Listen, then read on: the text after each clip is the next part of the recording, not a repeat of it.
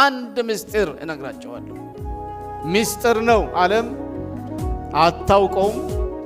ሰነፍ ክርስቲያኖችን ማያውቁትን መፈለግ ያለበት መፈልቀቅ ያለበት መጠናት ያለበት መደመጥ ያለበት ምስጢር ነው። ዝም ብሎ ተራ ነገር አይደለም። ለዚህ ነው ብዙ ዘማሪ የማይዘምረው ስለዚህ ተስፋ። ለዚህ ነው ብዙ ሰባኪ የማይሰብከው የስብከት ርዕስ ከመሆን የወጣው። ለዚህ ነው የጸሎት ርዕስ ከመሆን የወጣው። ለዚህ ነው ብዙዎች የማይጓጉለት የማያፋጥኑት።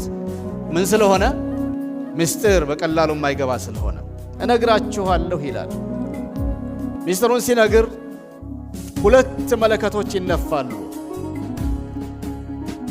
የመጀመሪያው መለከት ሙታንን የሚቀሰቅስ መለከት ነው። ዕብራውያን 11 ላይ የጻድቃን ዝርዝር ወይም የእምነት አባቶች ዝርዝር ከአቤል ይጀምራል አይደለም?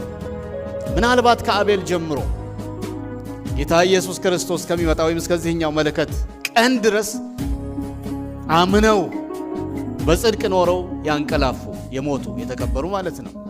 የመጀመሪያው መለከት ሲነፋ ይነሳሉ።